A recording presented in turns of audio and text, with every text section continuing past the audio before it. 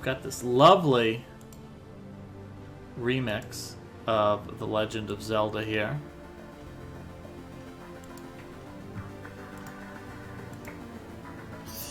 We're gonna let this play for just another moment.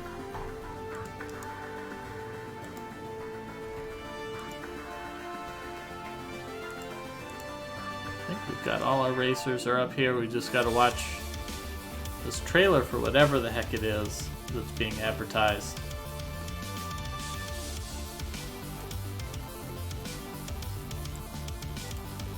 Looks like Zenix made his way to the Tarm Ruins, but unfortunately he is just going to be too late for today's race.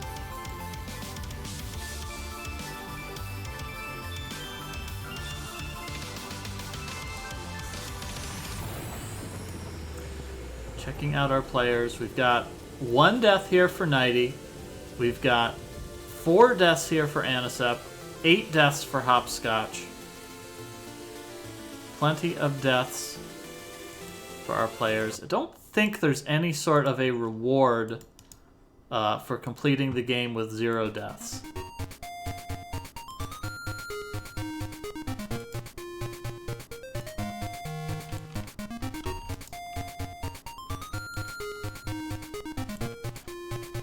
I mean, to be perfectly fair, when Alpha is here, is he really of any help in the commentary?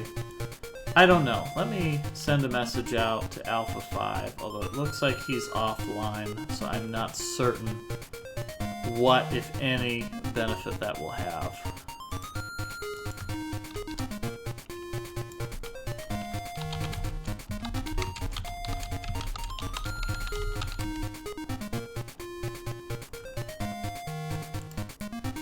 He got an extra hour of sleep this morning.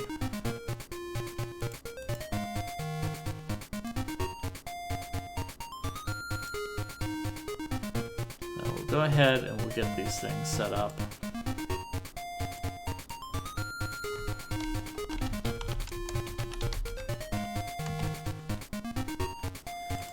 As stated before, unfortunately, Zenik is a little bit too far behind. He did wait too long before starting his effort. Had he only put in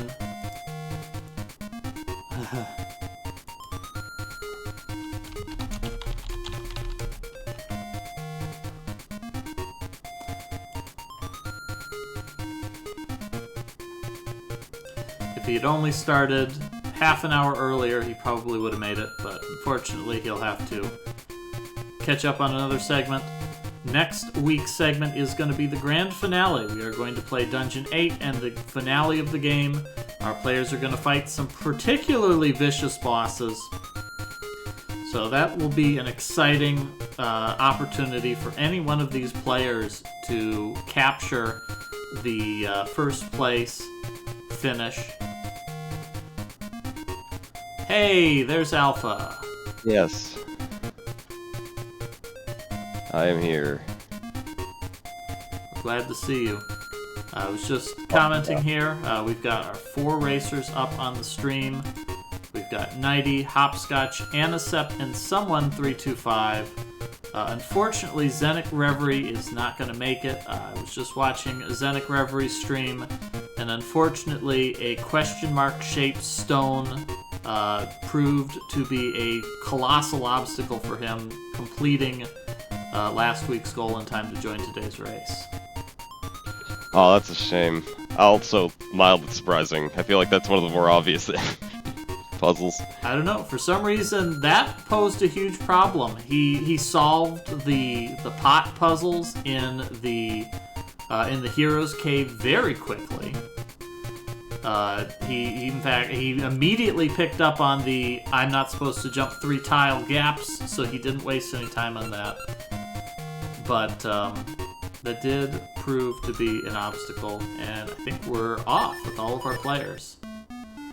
So I'd like to start today's commentary by asking you a question, Alpha. Have you ever been to a real desert before? Well, I have been in Nevada, so yeah, that would I guess yes, but not one filled with sand, really.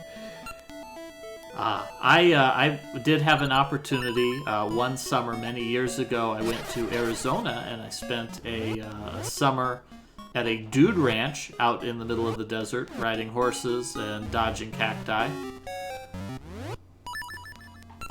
But despite the fact that we've seen very few deserts in real life, I'm sure that you could count dozens of deserts that you visited in video games.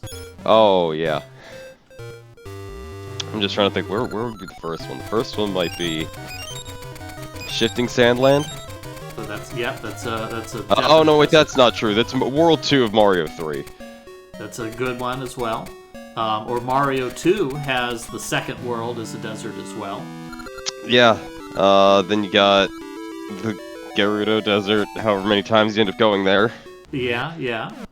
Pretty much every Zelda game's got a desert.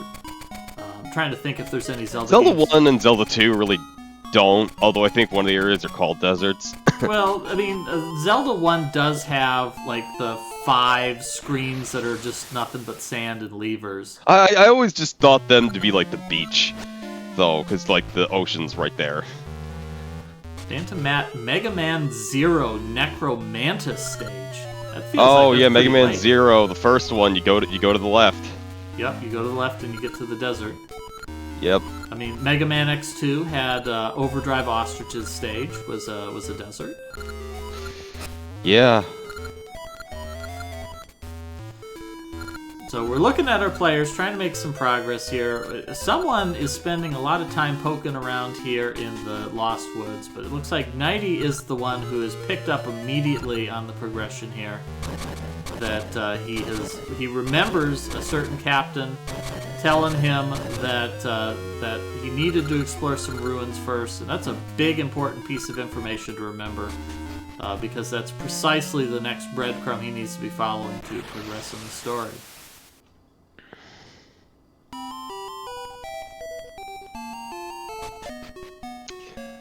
Yeah.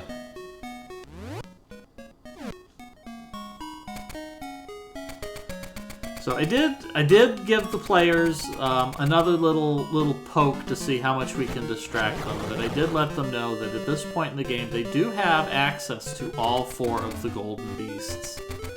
Technically, they could have defeated them in the last week's goal, but that would have been the pain in the butt to have to go all the way back for that. I mean, it's kind of a pain, regardless. So, Nighty's got to open this. Will he figure out the puzzle? There we go. Easy as pie. Wasn't even a challenge for me.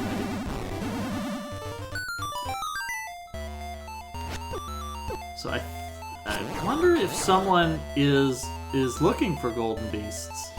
I think he might be in the wrong area for that. But there is a golden beast here in near the Tarm ruins.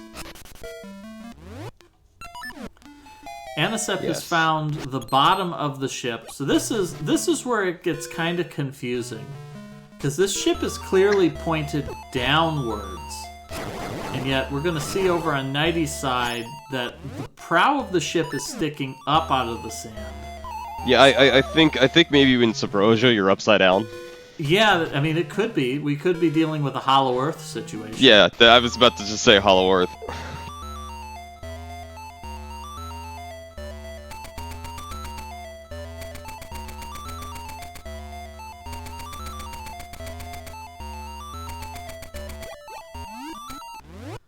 Anisep also picking up on the next thread of progression here. Talking to the captain and getting the permission to search for the missing bell.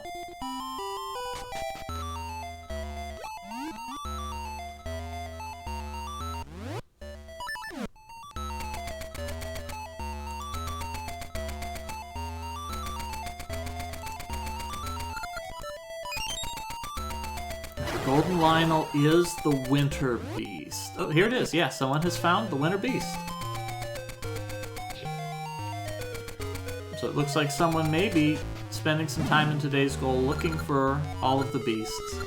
So if he's read the paste bin and understood it, that means he knows he doesn't need to check Winter anymore. He's good on Winter. Yeah.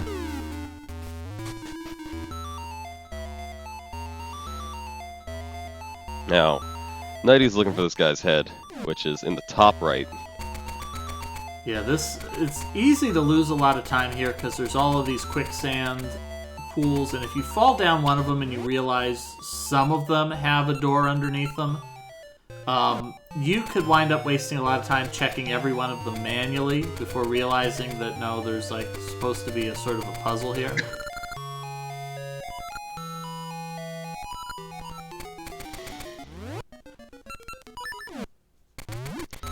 And this area just sucks. Yeah, this area's got both kinds of cactuses, the walking cactuses and the non-walking cactus types.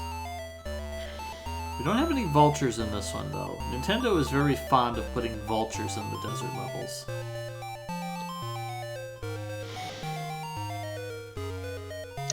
I don't remember what the detection radius is for this head to let him know he's close. I think it's pretty small, almost to the point where you might have to walk into the quicksand a bit. On the other hand, I think you do. Those cacti have really big radii.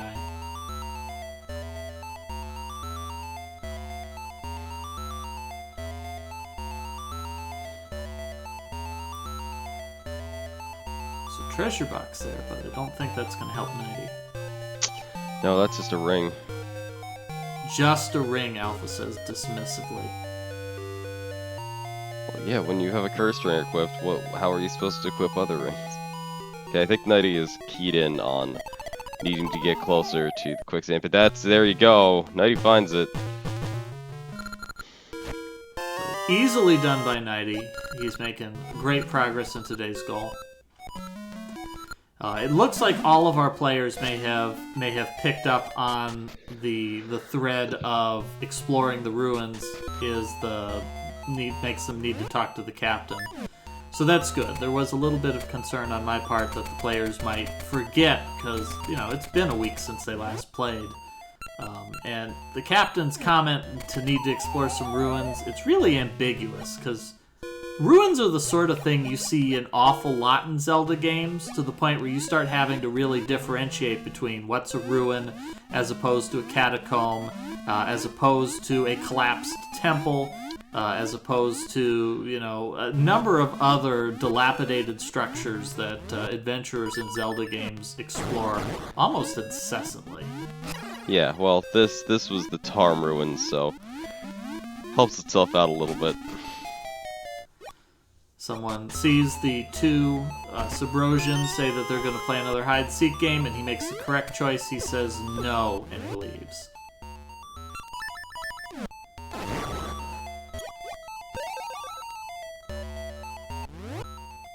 And our players so that he has the bell, but he's got to repair it. I don't know if Nighty's visited the smithy. I don't think that he has. So that might not work out very well. Yeah, that might take him a little while to figure that one out. Someone found the blue ore and might already have the red ore, so this might be a little bit of a benefit to him that he will know about the smithy, or perhaps even wind up getting the bell before he goes to cash that in.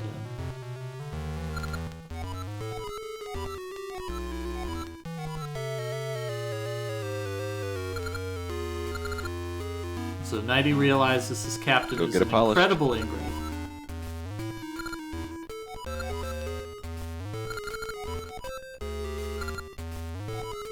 Say that one again, Alpha? I don't know if I said anything.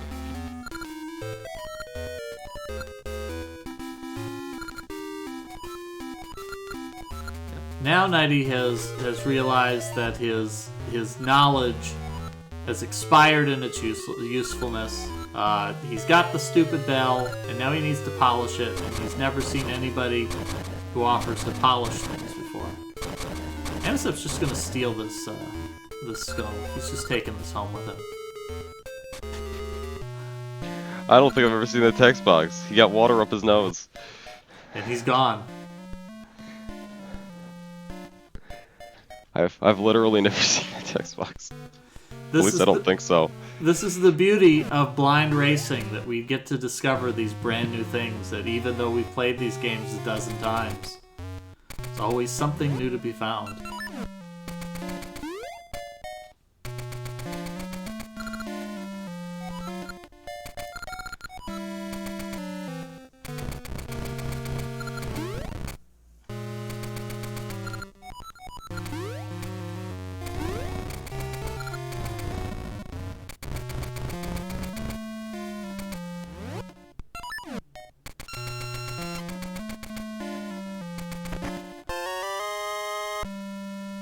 Looks like Hopscotch may have picked up on the falling down the quicksand sometimes takes you to rooms.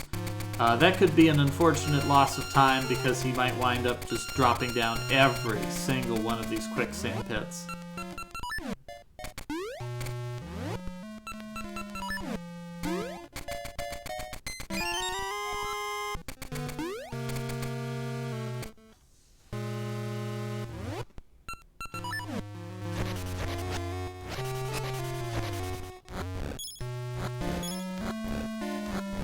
Making his way to the furnaces to cash in those ores. Oh, we get a visit to the sign. The sign loving Subrosion. Someone has destroyed a single sign, and I'm willing to bet that he destroyed it expressly because that guy told him that he didn't destroy it. I'm willing to bet that.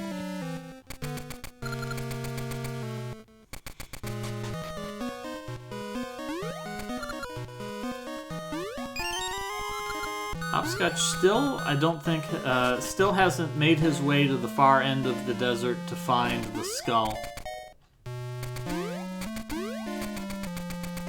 In fact, I think he needs to find the ship first.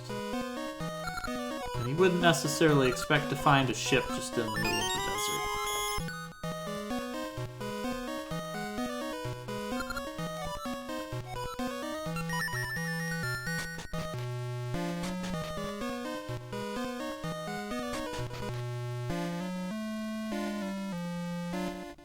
Very critical that our players do not destroy 100 signs. I'd say it's critical that they do. Get one of the best rings in the game in exchange for that. Having to carry this skull around is pretty obnoxious, because the levers, they like to just run up to you and knock that skull out of your hands. You can't do anything about it. That's why I usually like to be adjacent to the screen transitions, because that way you can dodge them by leaving the screen.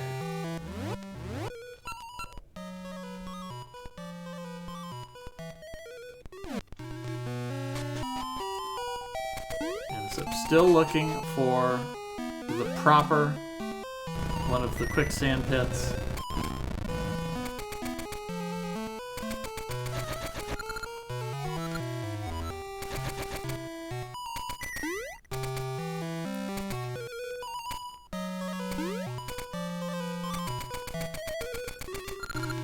Someone declares to make it fine and discovers that is the wrong answer. Subrosion Smithy is very particular about what you say to him.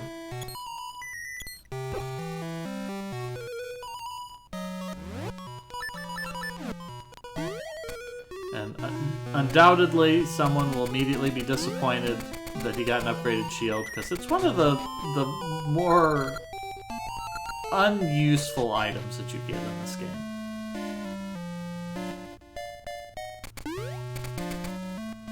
Well, the Iron Shield can be useful against a boss, but you're never going to equip it against that boss, so...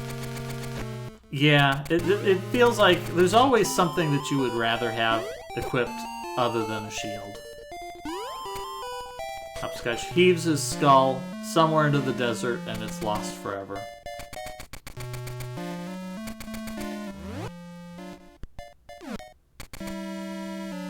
A hot wind blows, immediately covers the skull in a sand dune, and it's lost for all eternity.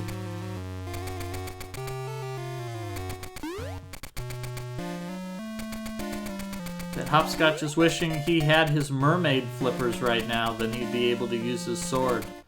But he doesn't, so he can't.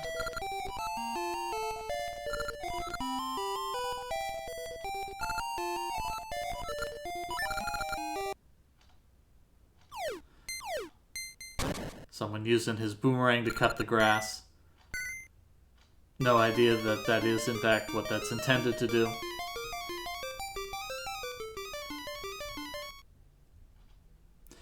Nighty cashing in his red ore and his blue ore for a green ore. So the good news is that will put him naturally on the path to go visit the blacksmith.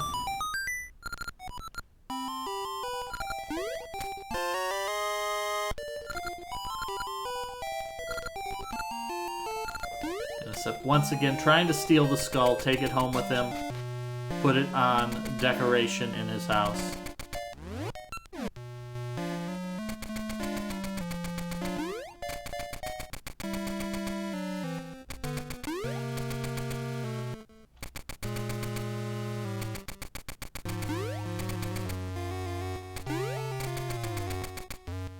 Hopscotch making good search of this desert. He's moving pretty efficiently here.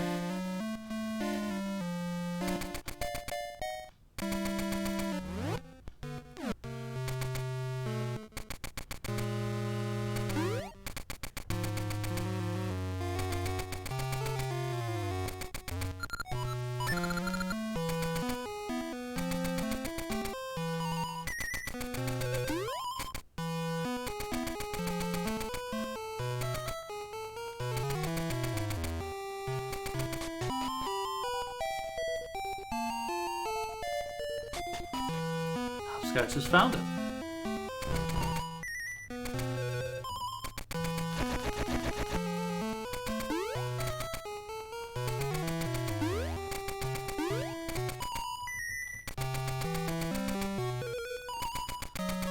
Hopscotch in good position here to be in second place. So Hopscotch will be getting out of this desert at the same time that someone is making his way in. Someone also remembering the combination.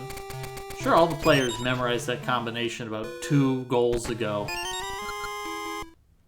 They've just been eagerly waiting for the chance to use it. Yeah, just remember it for 20 years. I mean, that's one way to do it. I'm not sure if memorizing things 20 years prior to your mystery races is the best strategy, but it is one way to go. Not always. Nighty is still looking for the smithy.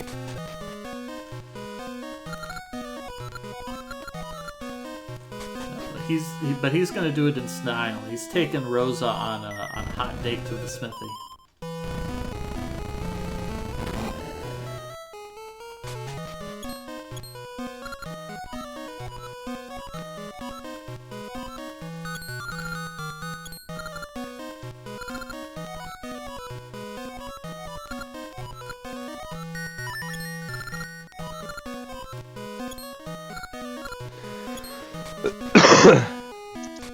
Try again later. And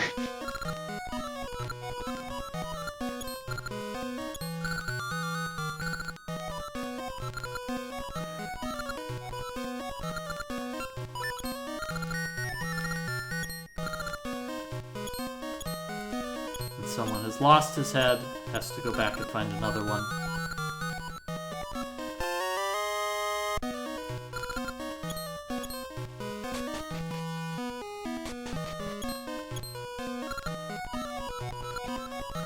I feel like Nighty's lucky that they prioritized the bell over the green ore. Yeah, although he did go back in and check it again. I think he would have gotten it either way. But you're right, it is good that... Oh, no, because I think he went there to get the ore, and then they talked about the bell. Yeah, I think he would have figured it out, but you're right. That is very fortunate for him that it ensured that he definitely got it.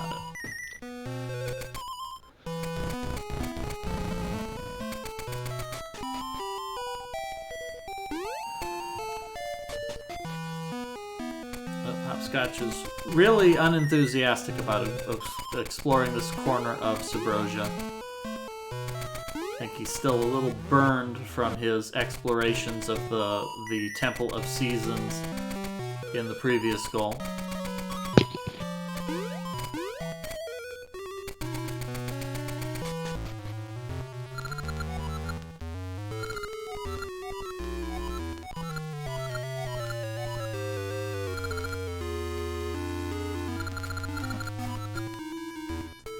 Here it is. This is the payoff for playing Oracle of Ages first and then going to Oracle of Seasons. We get to discover the end to Ambi's story here, that this is in fact the sea captain that she built her tower to search for. Reunited at long last, 400 years later.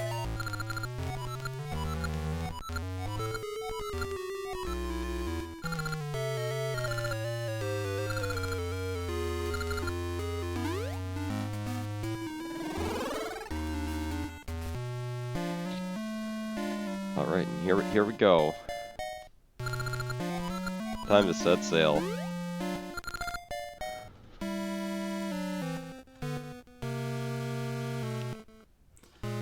And this has Maple appear and doesn't even give a damn.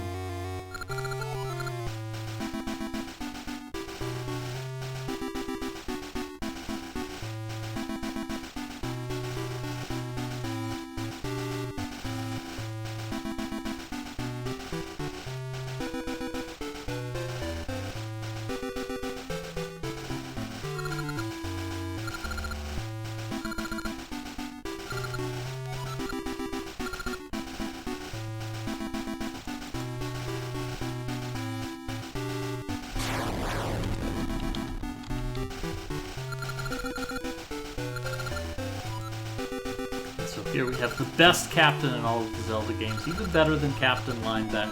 Is the pirate captain. No one is better than Captain Linebeck. Better than Captain Linebeck. Linebeck never got seasick.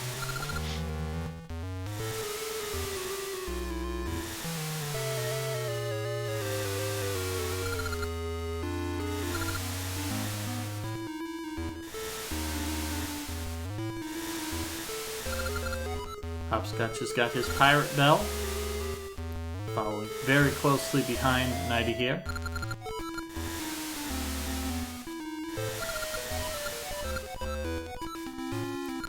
Anisep is searching for how to polish the bell, and someone is going back to enjoy a little bit of disappointment here, to turn in the bell only to discover that it is in fact completely worthless in its rusted form.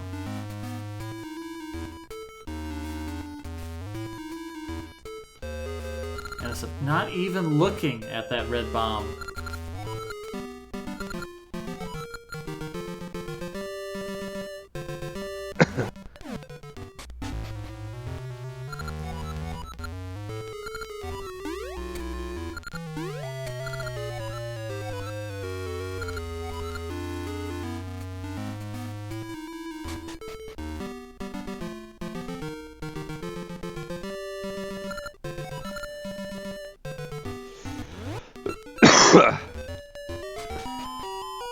Not much left to explore on the map here.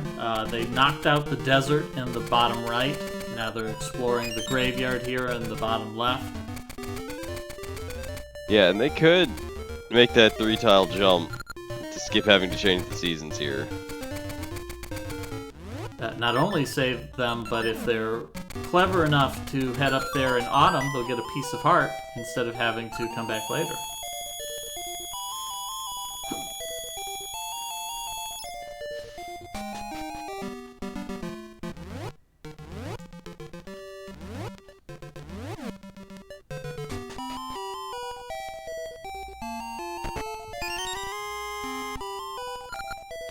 There's Guinea.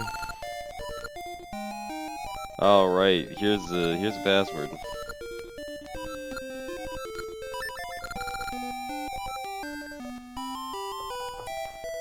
Yeah, this is the one you have to take back to the catfish's maw.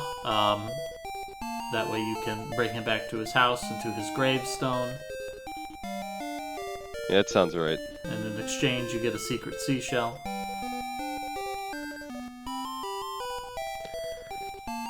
No, that seashell's slow.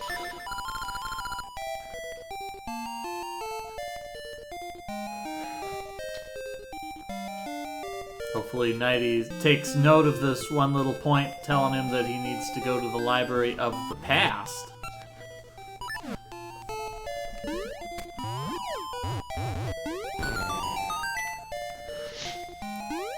Nighty tries to bomb jump, but that doesn't quite work the same way here in The Legend of Zelda.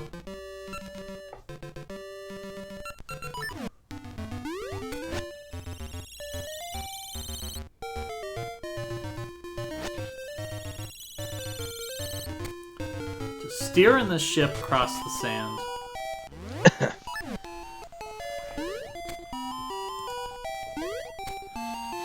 You know, I meant to go back and check it out again. I think if you go back, the sort of the quicksand from the ship passing through is still there. No, it's gone. Oh, it's gone? How disappointing. Yes, I check every time.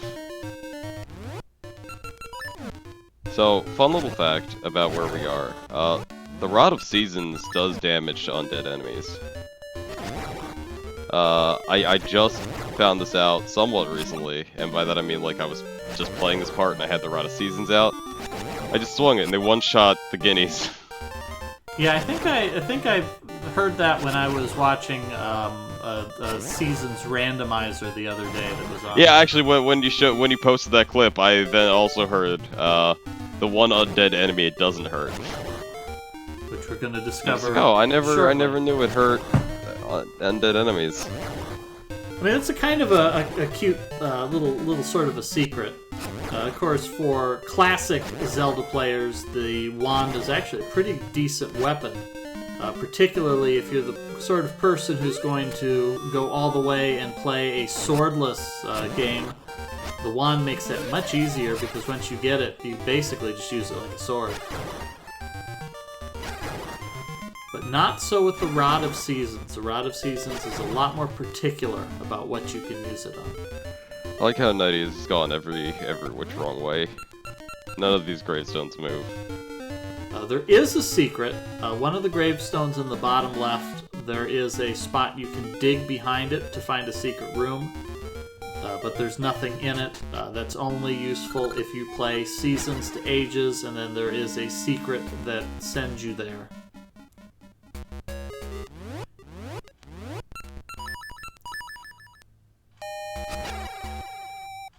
So it looks like Nighty has made it to the dungeon entrance. He's going to go ahead, he's going to hop over to Oracle of Ages, and he's going to cash in at least one of these secrets that he's got.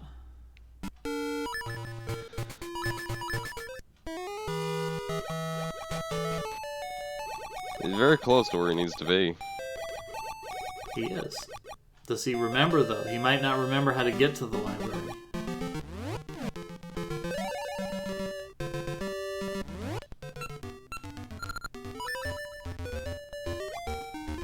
Or perhaps he has a different secret in mind.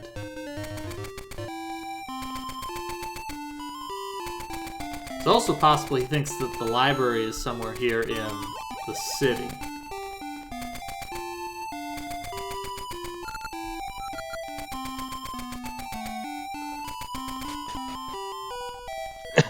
This is the library, but this is not the one he's looking That's for. Professor Troy's house. Dr. Troy, whatever they call him. Yeah, Dr. Troy, of course, he's hamming it up in Rolling Ridge. He's playing the games.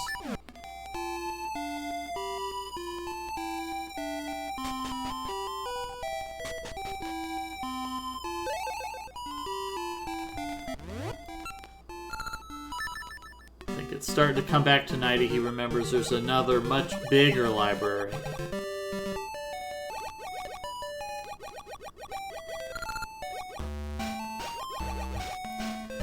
And thankfully, it's a lot easier to navigate once you've done that quest. The first time, of course, it was a pain in the ass swimming across because you had all that goo that you had to dive under. Thankfully, that all goes away once you have completed the game. So so that you can go directly to the library and not have to deal with all of that swapping through time. He's got to be in the past, though. Yeah, he missed that little hint that said it's a very, very old story.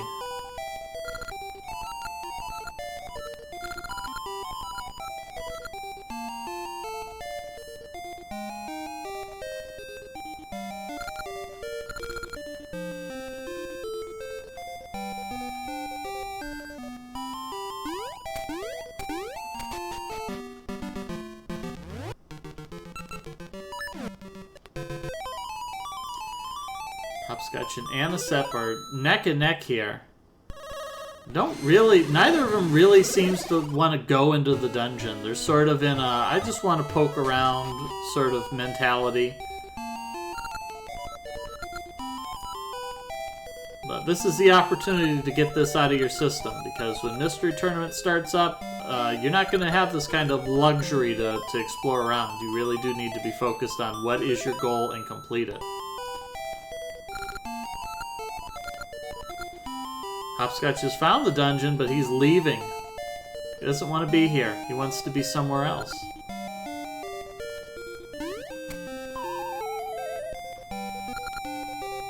No, unfortunately, you have to open the books.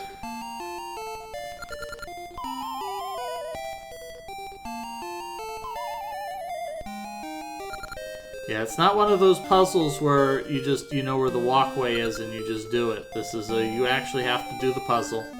Every step of it. Anisep pulling into a lead here by just focusing on getting through this dungeon.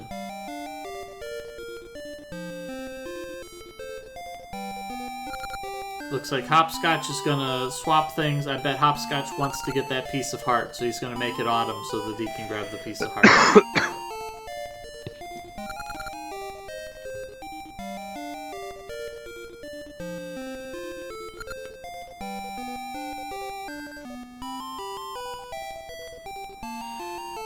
Anisep getting hit by the curse. You gotta move fast in that room. Yeah, you can solve that puzzle without,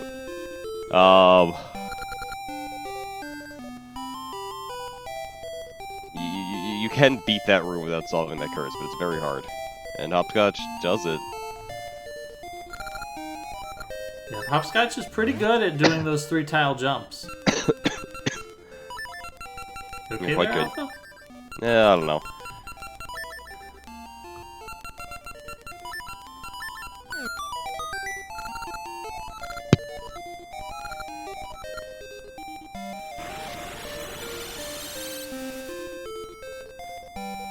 Now he's gonna score level 3 shield. QQB/Tilda.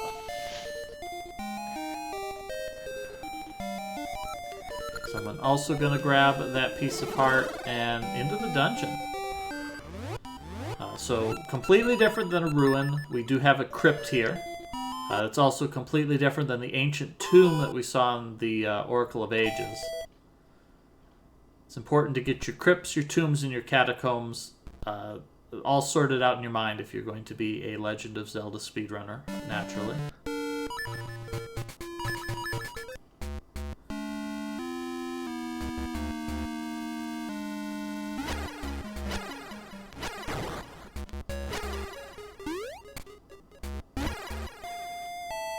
Nice close start for all of our players in today's race. Everybody is now on their way into the dungeon.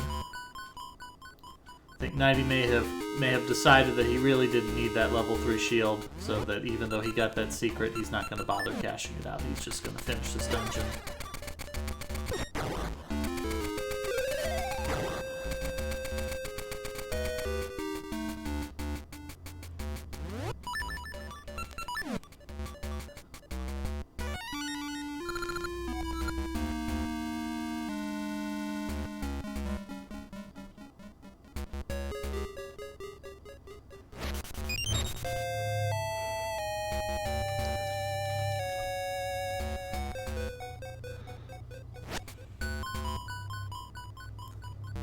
dungeon has a couple more mini-bosses than your usual Oracle of Seasons dungeon. We saw Anisep fighting the mysterious ghost who was trying to curse him.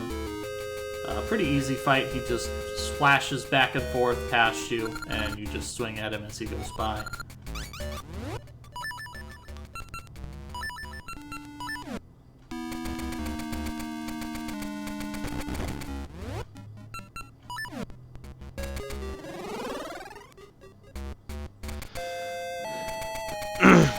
Nighty gets sent back to the entrance. Someone gets sent back to the entrance. Hopscotch gets sent back to the entrance, but not Anisep. Anisep has solved the riddle, and as a consequence, he gets to visit the next floor of the dungeon.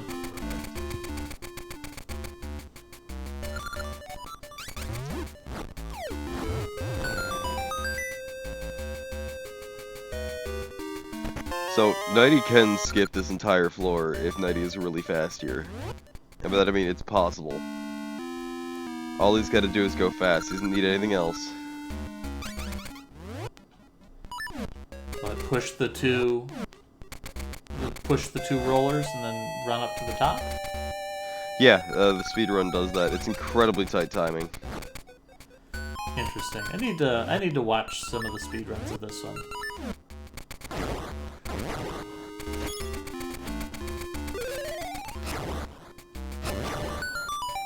Looks like someone may be the second one to break the curse.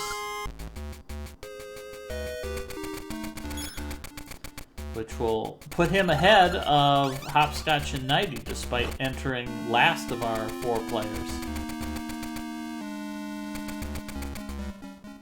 Anisep is still fighting with a level 2 sword, but someone like Hopscotch and Nighty has the level 3 sword. And the only reason for that difference is because Anisep is the only one of our racers who did not bother to do the Hero's Cave. But Anisep did take the time to do the trade sequence. I think all of our players did. The only one we don't know about is Zenic Reverie, since he was just wrapping that up. But I think that he had the whatchamacallit, the last item in the trade sequence, so he may get it.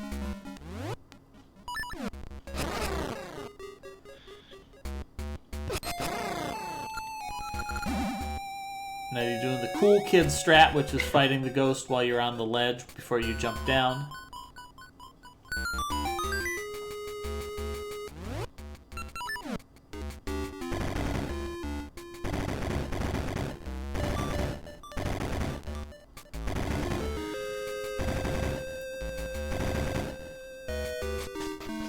Close race right now. All our players have made it to the second floor of the dungeon, where we have this incredibly fun room with this platform that moves entirely too fast. There's a bunch of bats on here who want to knock you back. And then you got to have your magnetic glove out because you're going to need that in order to get to the goal. And Anisep gets keysed out into the void of space.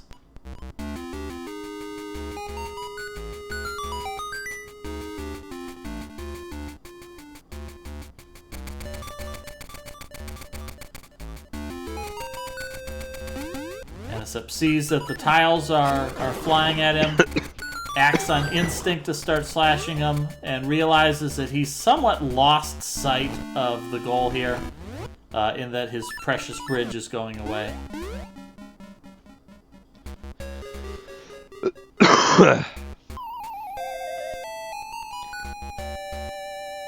And here's the puzzle. Yeah, this puzzle's not too challenging.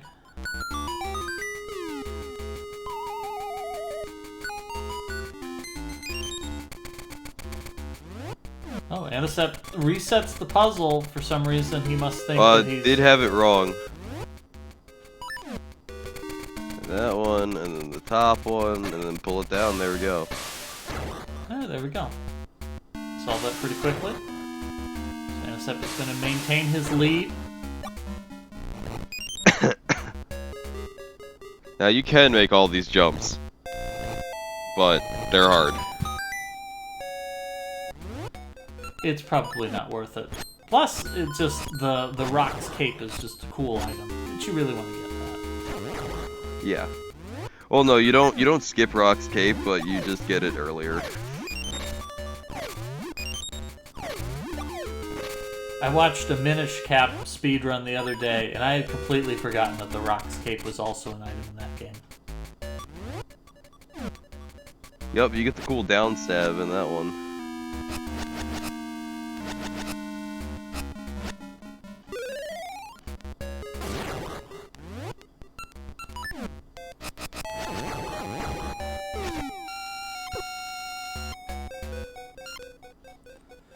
Now he's a little bit too slow on the draw. He picks the wrong polarity.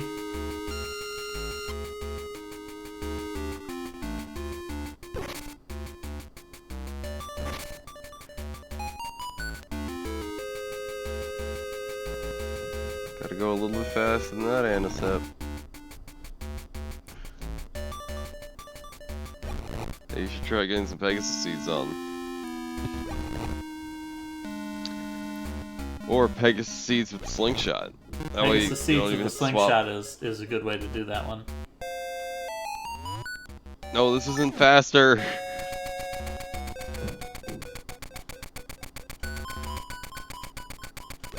Suddenly I want an animated GIF that's just Link walking around the room trying to light the torches.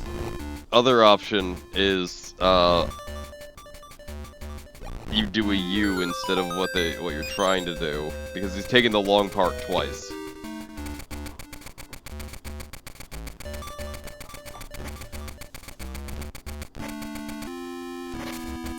There's the Pegasus seeds.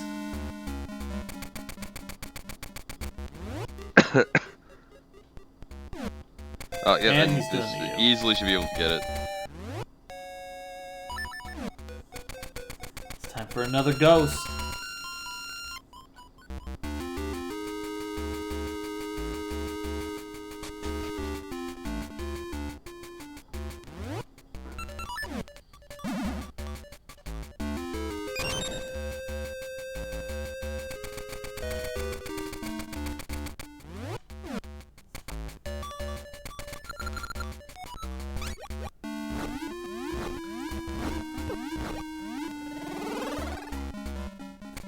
Anisep maintaining his lead as he descends to the third floor of the crypt.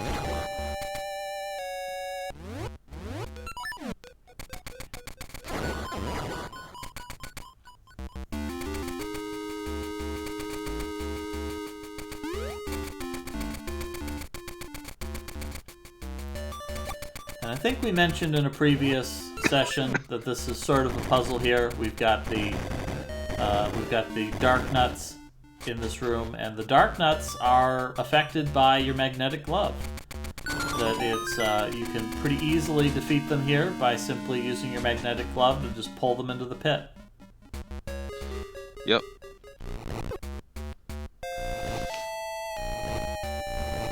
Of course, there's other ways you can do it. You can just use your seed shooter to seed shoot them. You can also just jump 3 wide pits and skip the puzzle by going around, I think. Yeah, that's why it's such good game design, that Nintendo lets you progress any way that you choose. Looks like Anisep's going to go for the Scent Seed strategy. Not working as well as he wanted it to. Yeah, well, he missed all his sense seeds. Oh no. The mystery seed hit him with the sense seed effect. Now I think the mystery seeds are required. Oh no, Anisep's gonna go back up and he's gonna search somewhere else. This is unfortunate. He had a lead and he's thrown it away. Hopscotch is close here. Alright, Hopscotch figured out the puzzle. Good job, Hopscotch. Gets a key.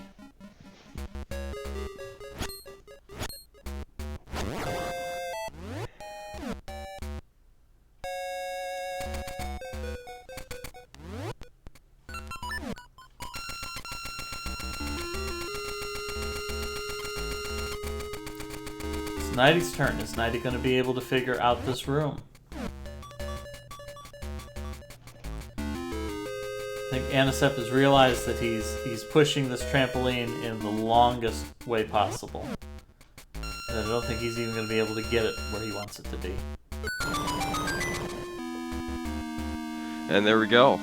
Yeah, that was the cool kid way to solve that room. It's a good way.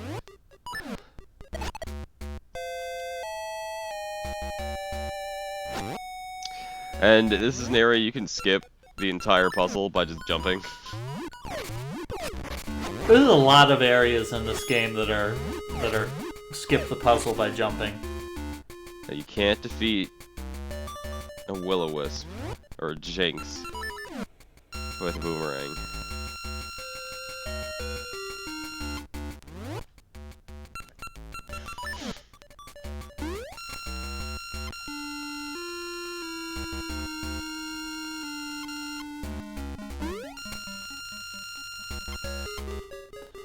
Some nice jumping there by Nighty.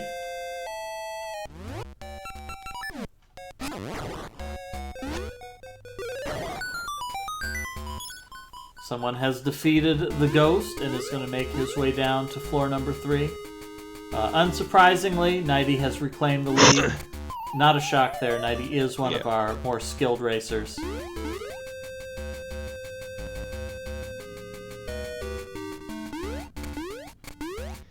Nighty entering an entirely optional room.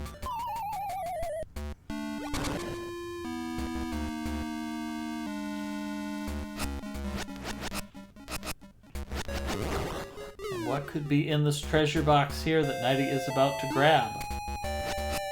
It's very similar to another room in this game. In that it's very similar to the Rock's Feather room. So our players encountered some 3-tile wide pits in the hero's cave before. They employed some unusual strategies for trying to get over those, but now they are going to be able to jump over those pits normally. And if they combine this Rock's Feather with a Pegasus Seed, they'll be able to do some huge jumps. They can jump 5 or 6 tiles, which means there's a lot of rooms where they can just engage in some incredible shenanigans. I mean, with a bomb jump, you can skip basically the entire final dungeon. Because basically you just go to a part of the game that you don't need the dungeon item. It's weird, you don't need the dungeon item at all. Except to open up doors in that dungeon, so. Although it is a very useful item to have for the final boss. Yeah, it's just being in the air where nothing can hit you. That's always a wonderful place to be. I think most of our players have picked up on that even as soon as they got the Rock's Feather, that's really a good item to always have in your slot, just because jumping is good for getting away from everything.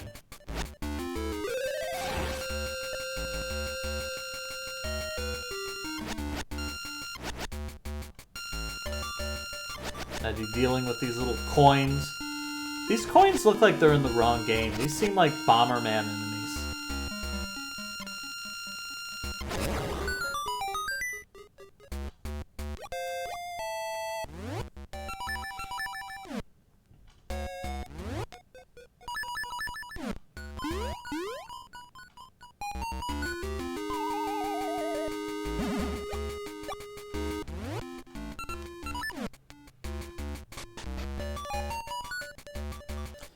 Hopscotch figuring out the puzzle here in a completely inefficient way by using a crazy boomerang swing.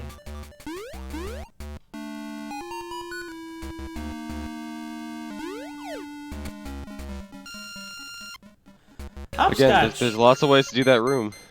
Man, look, Hopscotch with these mid-air swaps with his magnetic glove. I bet Hopscotch, why did you try to use the magnetic glove on the trampoline?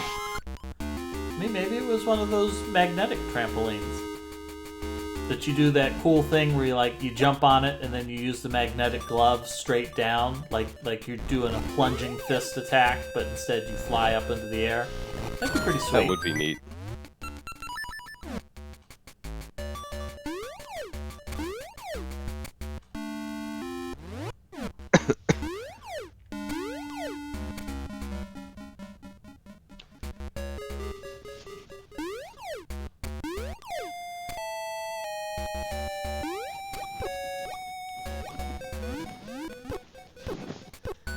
Hopscotch forgetting about the red trampoline. Or Hopscotch not giving a damn about the red trampoline. Yeah, exactly. There we go. Hopscotch has really nailed that timing for those 3-tile jumps. Yeah, there's only one 3-tile jump that's really hard to do in this dungeon, and it's because you jump in an L. So this is where Hopscotch is going to be gleeful as suddenly he can just jump 1,000,000 tiles. And yet elects to just go straight into a pit. Twice. Yeah. He didn't have any place else to jump, and he needed to jump.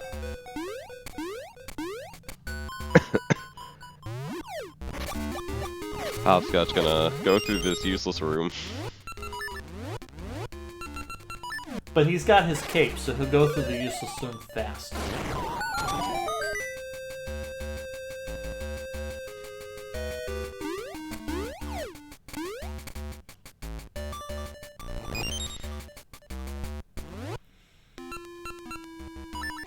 Hopscotch confronting the Dark Nuts. And making a bridge.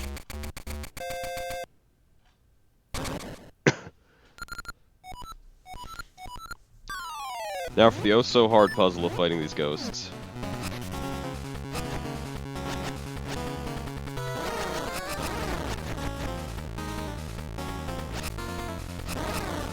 Uh-oh.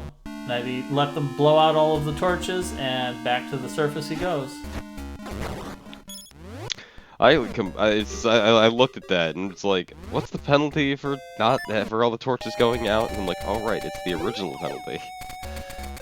Yeah, they did a good job, though, telegraphing that, because you had a couple of rooms where the torch is going out, kicks you back to the start. Well, once it happens, you know what happened.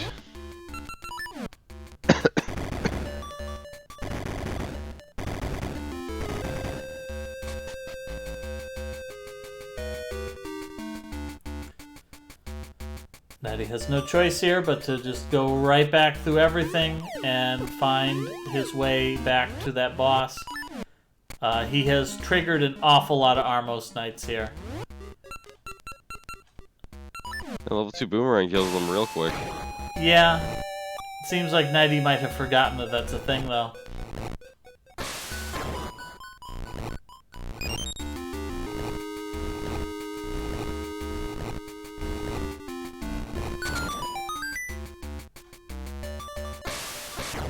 Oh, nicely done by someone. Someone defeating the mini-boss and pulling into the lead here.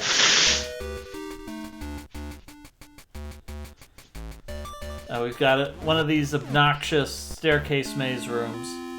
I feel like it's less obnoxious just because everything is 1-to-1. Yeah, that does help a lot that you can just look at where the staircases are and figure it out.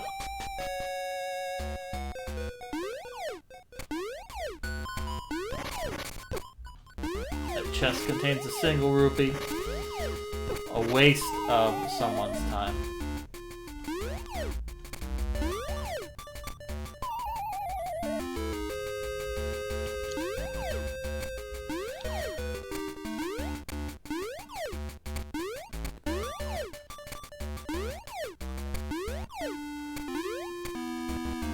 Nettie doing some perfect mid-air control here with his Pegasus cape jumps. And it's finally solving that room by doing a boomerang clank. Hey, he gets him through, that's all he needs.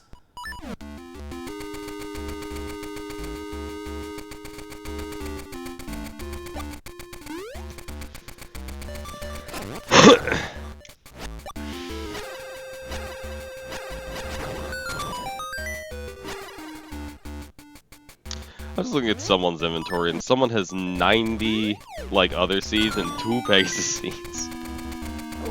There's been a lot of our players who have really picked up on the just use Pegasus seeds to run all the time. Which is really, that's a good strategy. It's good on them for identifying that. Alright, Nighty knows what the trick is this time, so he is not going to fall for this a second time. And of course, with his level 3 sword, this is going to be a pretty easy fight for him.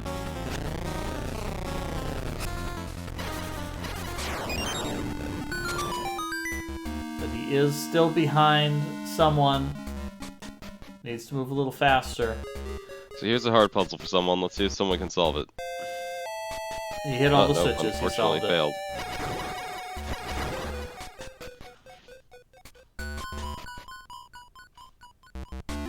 It's like that Boney clip where he's playing the witness and he just pushes every single tile and declares that he solved the puzzle.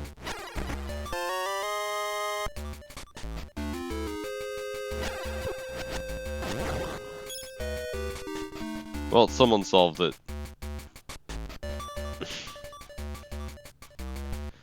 Needing to be very careful is almost out of Pegasus seeds. I mean, he can refill pretty quick. All he needs to do is go back to a Pegasus seed tree and just get some more. Yeah.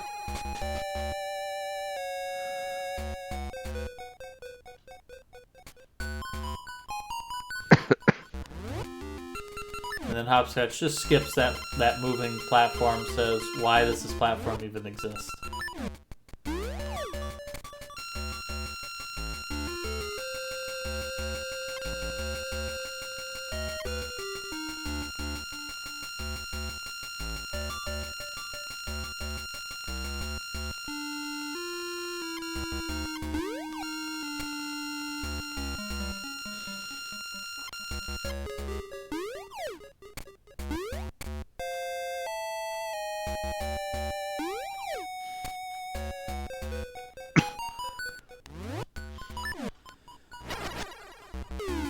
Got a riddle here.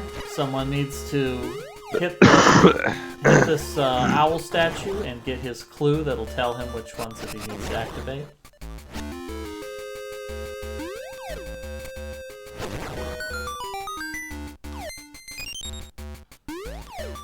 To his right, blue.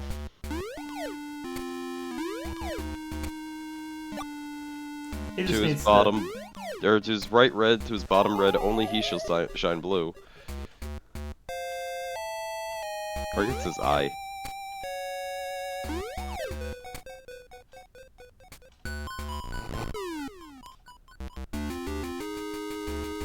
Nicely done for Hopscotch. Defeats the mini-boss here.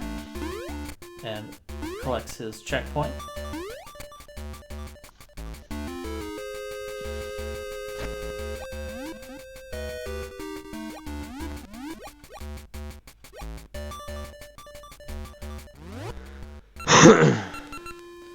Now, as our players are making their way through here, just a reminder, folks, we're coming up really close on Mystery Tournament. You have until November 12th to get signed up.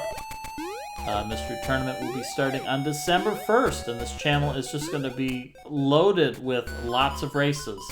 So I hope you folks are excited for having mystery games every day here on Mystery Funhouse. We're also going to be doing one mystery race on Tuesday. We're going to be playing an exciting game. We're going to be playing a Famicom Disk System game, in fact, called The Miracle of Almana. Alright, but so moving on to the boss. Ooh, yes, It is, right. of course, the last remaining Zelda 1 boss, Gleeok. Unfortunately, unlike the regular Gleeok, this one gets mad when you chop off all its heads. Yeah, the But normal Gleeok, when you have a he level just 3 sword, this dies. fight's an absolute joke. Yeah, that was an effortless fight there by someone. You do have to defeat both of the heads at the same time. If you're too slow, the second head will respawn, and then you'll have to fight it again.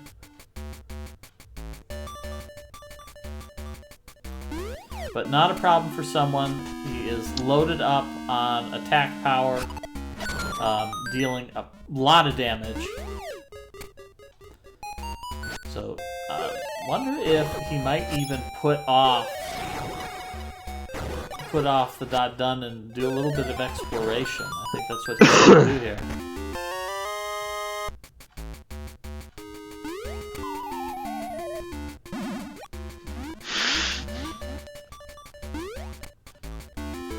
Looks like it in the immediate.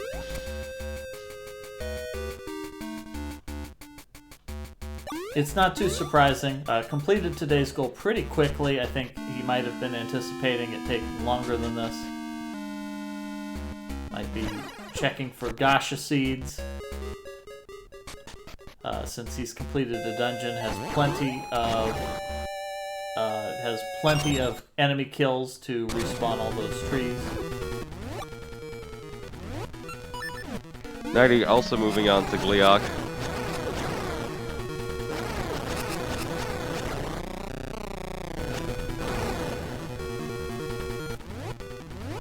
It's important to use that cape to jump whenever Gliok hops into the air. It does stun you, and that's just going to be a free hit for Gliok. And Gliok hurts pretty darn bad. But the level 3 sword with +2 damage, yeah, you're fine. There is a dot done from Nighty.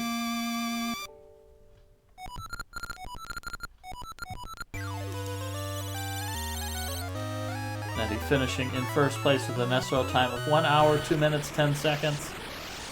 Someone could have taken that, but unfortunately is choosing to cash in a couple of rewards first.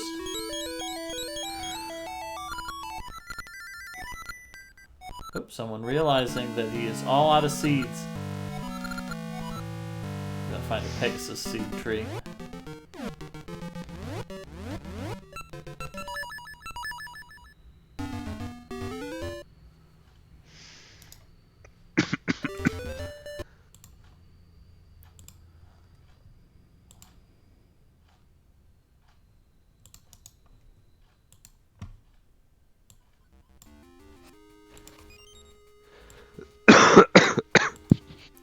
Feeling all right there, Alpha? I don't know. Hopscotch, what are you... Hopscotch, this is not that hard of a puzzle. Hopscotch is solving it. He's going 3, 2, 1, go.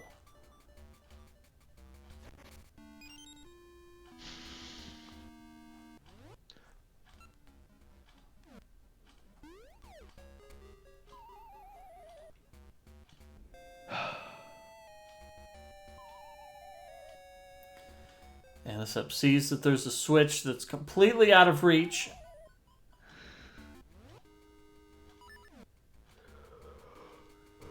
He's going to bust out those Pegasus seeds, and that's going to get him over there.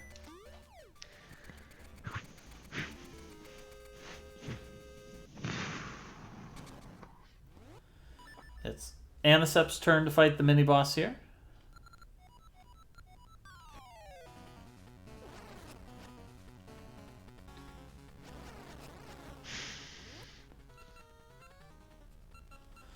Oh, someone's going to finish the Hero's Cave today. Okay, that's a good plan. And he can, in fact, complete it. You do not need the last slingshot in order to do this. Yeah, you don't need the hyper shot.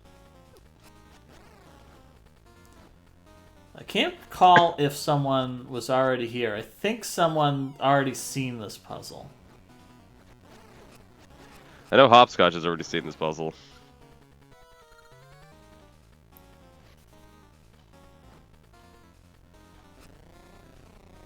Alright, Anisep not falling for the letting them put out the torches. So Anisep will be moving on from the mini-boss.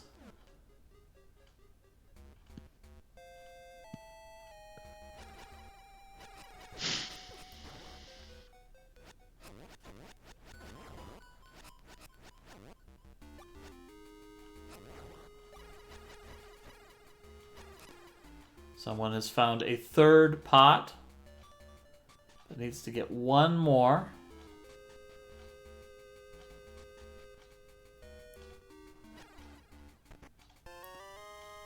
This is it. That's a solution.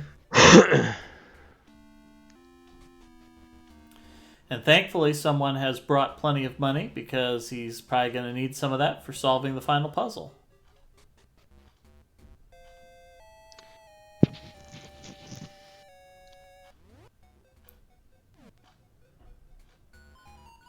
We've got the obligatory monster rush here. You just hit the switches, they spawn enemies, and then you kill them.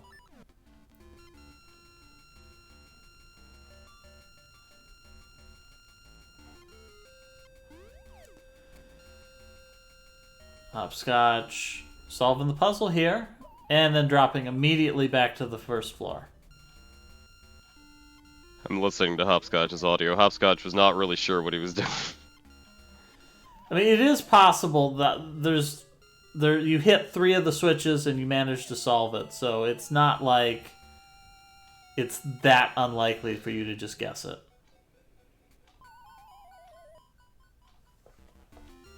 He gets it. It was from the perspective of the Switch. He figured it out after he'd solved it.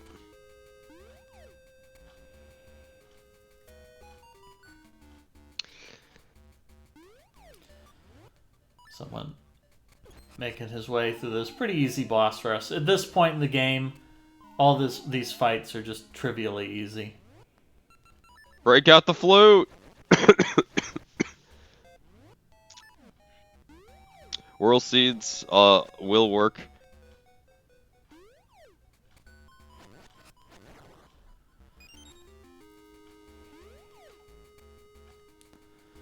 Somehow someone has burned through 80 whirlwind seeds.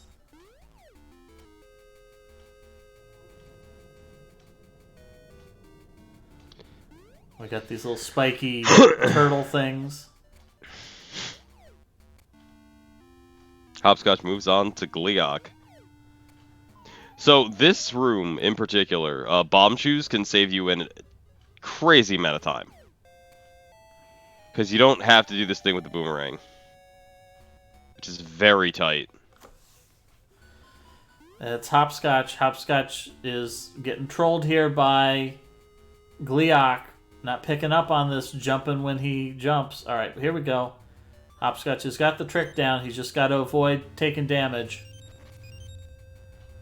Oh, he jumps a little bit too early there, but he's okay.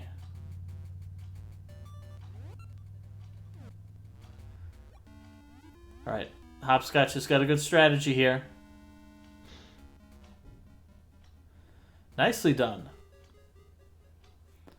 Hopscotch getting the clear. Is Hopscotch going to done, or is he going to keep searching? Yeah, so this... he has 7 of the locations required, and he can't open his map. Although this assumes that he even realizes what he's looking at. That's the first one. That's one. But of course, the real question is... This next one trips me up because I always forget the order, and that's wrong.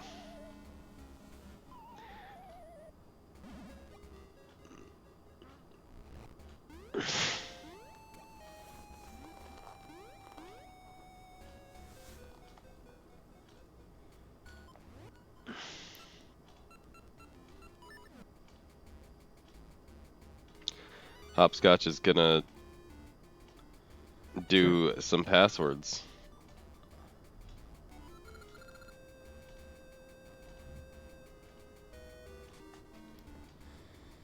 Yeah, this is tricky. Nope.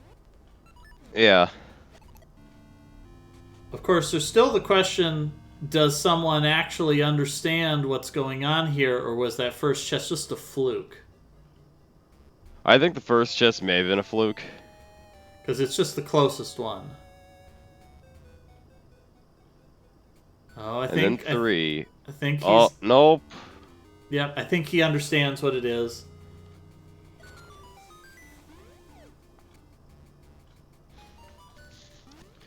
Game makes you stare at your map a lot.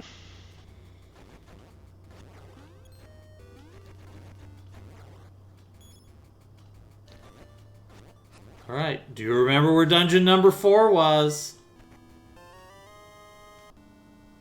There was 4. 5. Where's 6? Oh no, that's 8. Funnily enough, this is going to tell someone exactly where they got to go for the next goal. Although I think they would have picked it up on anyways. Although, yeah, if they look at their map, it's the only empty... Everyone except for Hopscotch has an empty area.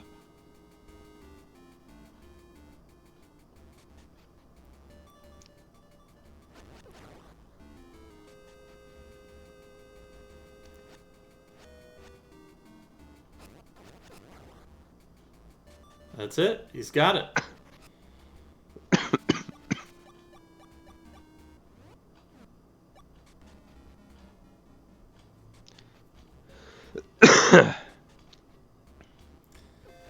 He got a ring. He can get it appraised later. Probably the This second... is going to be a very, very good ring. Yeah, probably the second best ring that they could get.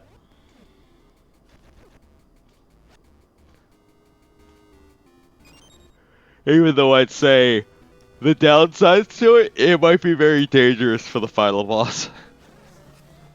It's not too bad so long as the players are cognizant of how much danger they're in at any given point. Equipping the ring only when it's time to hit. So Anisep here is not equipped with any damage boosting abilities.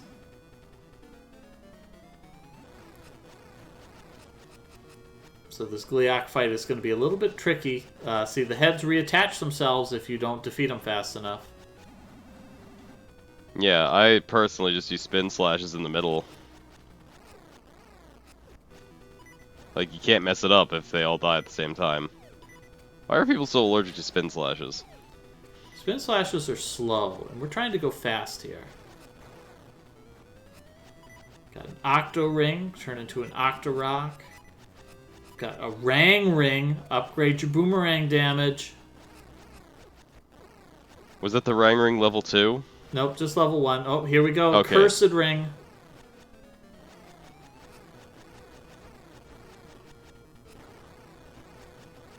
Got a Blast Ring.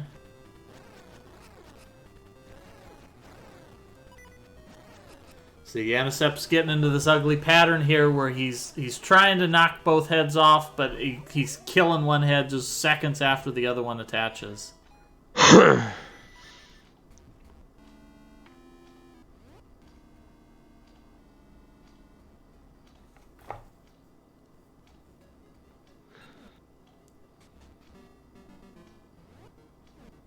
Who's gonna dot on first, Hopscotch or someone?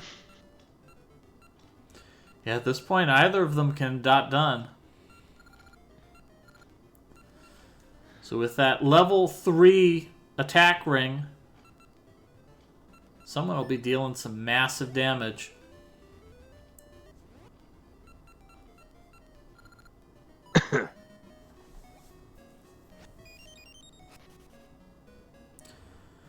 Is Anisep going to take the time to buy another potion?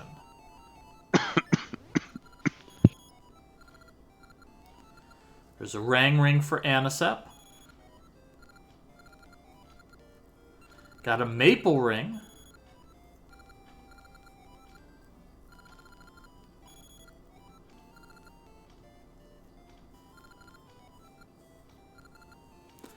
Anisep did not have a level 1 power ring until now, but now has one.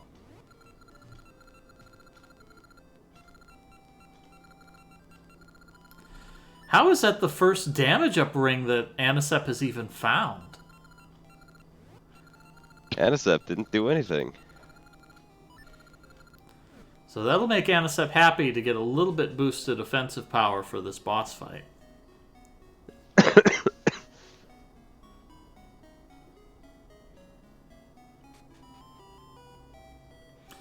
Someone's in the right place, wrong time period. Which he's correcting. As I mentioned earlier, on Tuesday of this week, we're going to have a bonus race. We're going to do our last mystery race of the year. If you folks have been, a little bit overwhelmed by the puzzle games and the adventure games and all that we've been playing, this is a great opportunity to hop in because we're going to just be playing a straight-up action game. This is just going to be the player fighting hordes of infinitely respawning enemies as they try to reach the boss room and defeat the boss. So I hope that you'll keep an eye out for that Tuesday evening when we're playing the Miracle of All Mana. So someone trying to cheat this, he's trying to jump straight to the guy. But unfortunately, we're back in Oracle of Ages, doesn't even have the Rock's cape. We're back down to that shitty Rock's feather.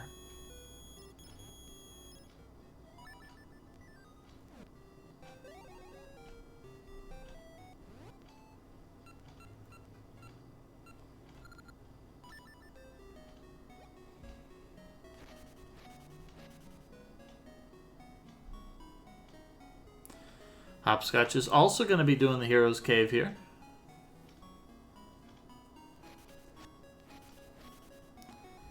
And like we said before, Hopscotch has seen this puzzle once before, so I think he's got an idea in his head what has to happen here.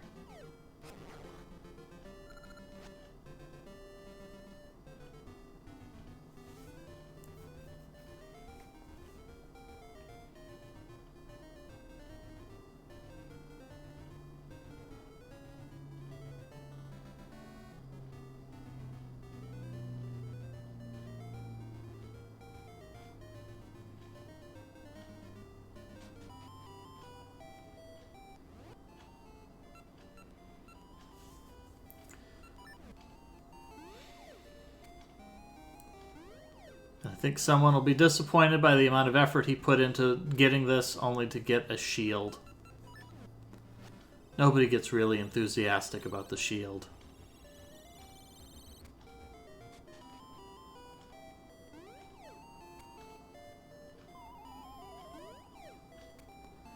Exclamation mark, rivers per foot.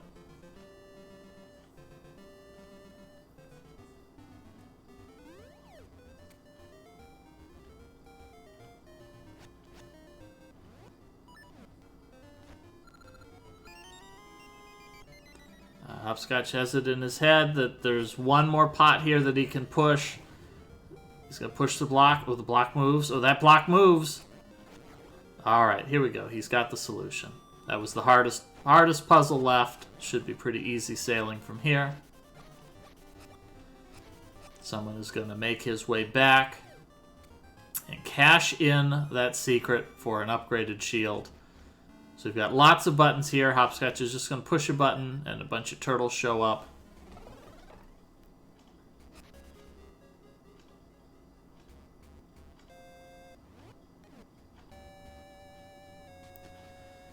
How different would this be if you could push all of the buttons at once and then you could just have the room filled with 50 enemies?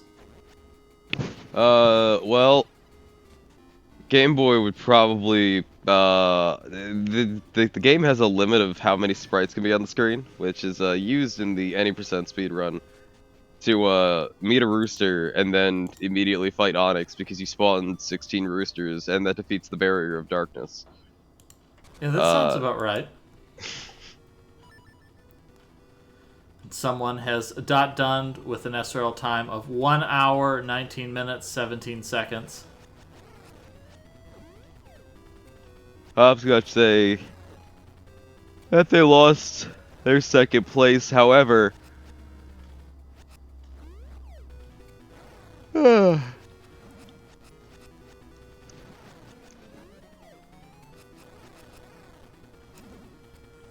Anisette still hasn't really picked up on this fight. All right, I think now he realizes what's going on. I think before he was looking for ways that maybe he could kill the head permanently, but now I think he's picked up on destroy both heads at once.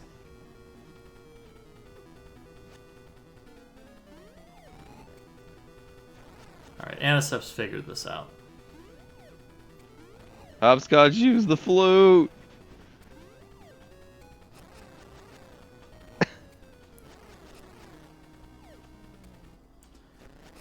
Easy fight here by Anisep. Clears that second phase with nary a damage. As soon as he realized what he was doing, it was easy as pie. And he's going to pick up the double cherries, which causes him to spawn 2 links at once.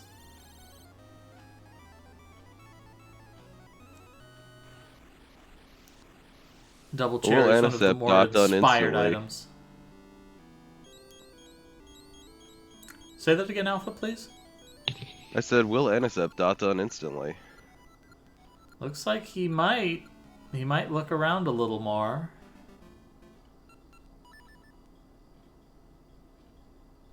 Maybe he's going to swap games and he's going to get his shield.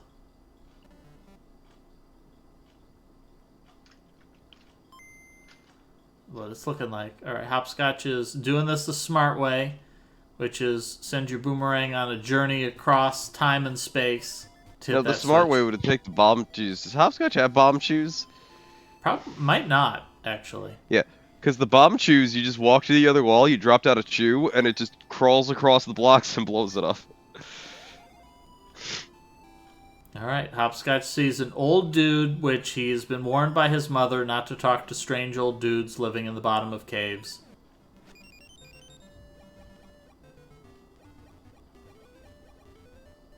Hopscotch says this puzzle's in Link's Awakening, but that's just a fucking lie. Maybe he's thinking of the tiles you walk across? No, I think what he's thinking is the 5 chest room, but it's not. So which chest is first? Got the first one.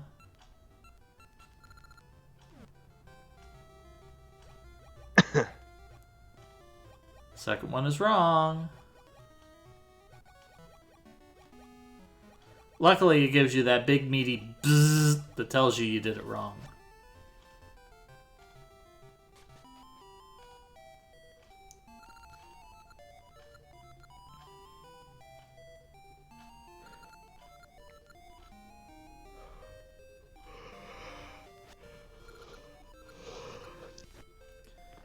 Hopscotch still has enough rupees to do it 5 more times, 6 more times. Although luckily, if you can figure out half of them, you make enough profit that you can keep it going for a while. So which is the second chest? He's in the right area. Is he thinking? No, he's moving. He must not really understand what he's looking at.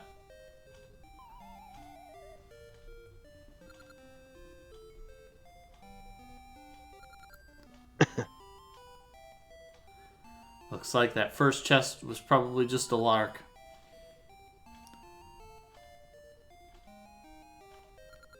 He's going to get out his bomb shoes and he's going to destroy it.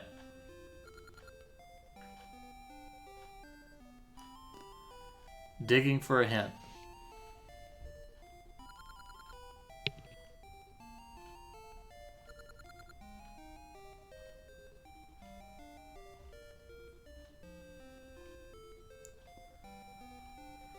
Anisep taking this the slow and the steady way, and he's going to get his shield more efficiently than our other players did.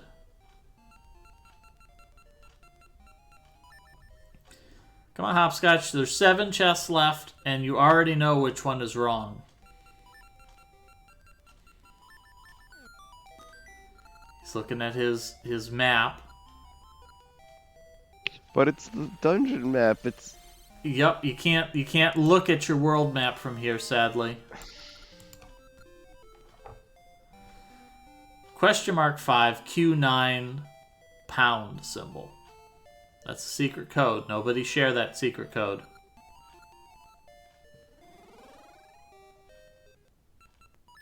I think Hopscotch opened that one already.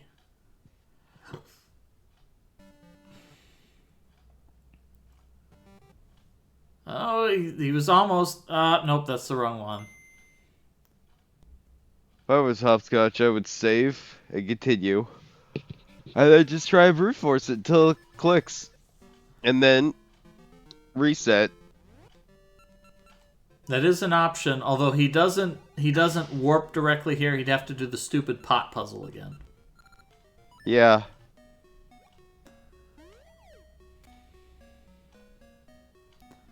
Yeah, I think it's just not clicking with him right now. He's not seeing what the significance of the chests are.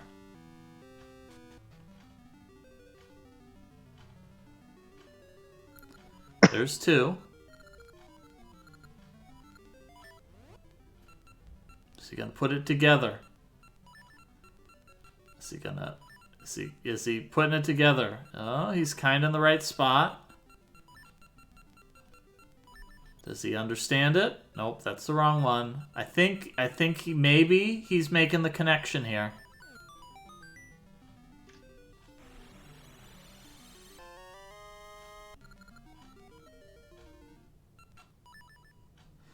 There is Anisette punching in with the 3rd place finish with an SRL time of 1 hour, 26 minutes, and 32 seconds. Oh, I think Hopscotch has got it. He's opened the 3rd chest. He said it was, is it an alternate sides thing? So he'll get the first 4.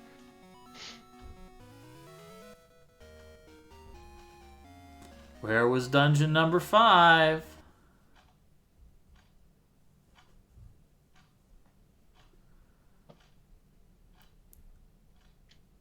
He's trying to think back. There's dungeon number 5. Where was dungeon number 6?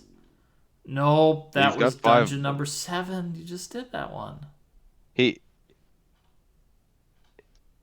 Well, he makes 50 now because he knows what the first 5 are. Yeah, at this point he can brute force those last 3.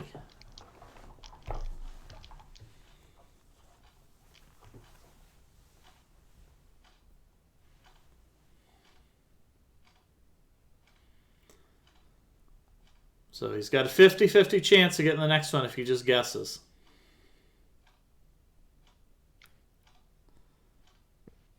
There's number 6. There's number 7. And last one to open. He's got it. Opens up the warp. He's going to step on through and get his well-deserved reward here. Still has no idea what the puzzle was. Really? Yep. Because, well, he did alternating sides, and that gets you the first 4. Because, you get the first one, and then you go to the right, then the left, and the right. And that's the first 4. Then he gets 5 correctly. And 1 in 3 chance. This is like watching a Boney stream. No. Boney's special. I watched Boney try to start a fire with hot water. The time we watched Boney play The Witness, he went through the... you've played The Witness, right? I haven't yet, but I know of it. He went through... There's one area. He went through the entirety of the area. He solved every single puzzle in that area, and he never understood the gimmick.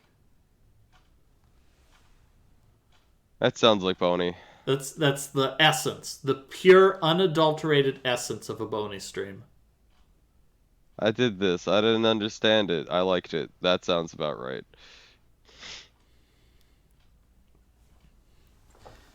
And there it is, the Power Ring Level 3. 3 pips of power, 3 pips of damage or defense lost.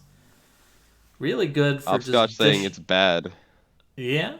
Oh, well, okay. Hopscotch is bad too.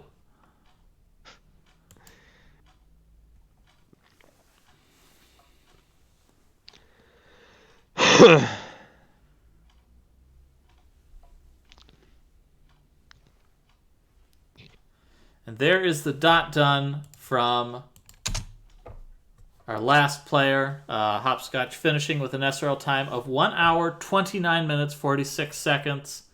A nice, quick race from all our players. This race is the setup for next week's race, which will be the final battle.